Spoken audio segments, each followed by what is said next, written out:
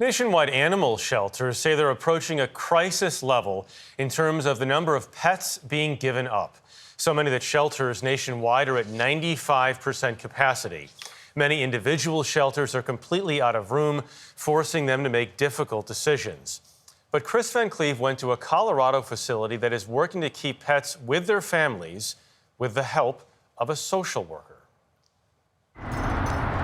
Richard Ayala is crazy about his English bulldog, Junior. He's constantly right by us. He doesn't want to be anywhere else but by his humans. But the cost to keep Junior healthy was causing the family financial strain.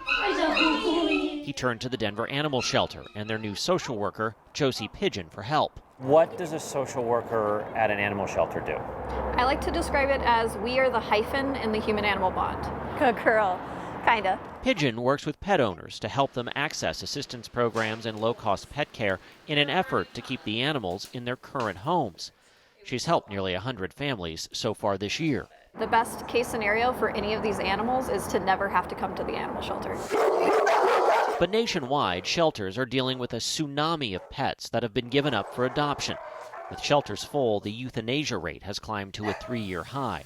In New York City, the number of surrendered pets is up 20% this year, with another 3,500 people on a waiting list to give up their dogs.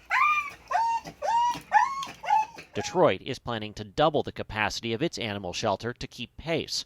And in Fulton County, Georgia, the shelter is currently operating at about 400% of its normal capacity, a situation made worse by a shortage of workers, fosters, and veterinarians. I think the economy is squeezing families, and pets are family.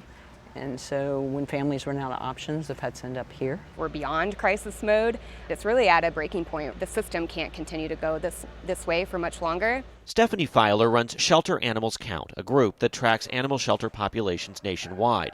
She says the shelter surge appears largely driven by economic factors, like the lifting of eviction moratoriums and rising housing costs. It is not due to people changing their minds about pandemic pet adoptions. People are not making these decisions to bring their pet to a shelter out of convenience. They're really doing it out of desperation or necessity. After trying everything else possible, the biggest challenge right now is housing. In Denver, the shelter has started a safe haven program to take in pets temporarily for up to a month.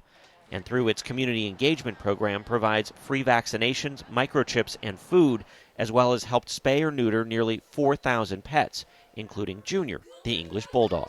Without this, it probably would have made things difficult to keep my pets, so I'm really thankful and grateful. Helping keep this little guy a part of the family and away from the shelter. For CBS Saturday Morning, I'm Kris Van Cleave in Denver. I can barely keep it together, as you know, watching that. But I think it's amazing when you have a shelter that can do that, that can help. People need to reach out to those shelters, because I know that there are a lot that try to aid and assistance. And I've said this a million times. I'm on a soapbox, I admit it.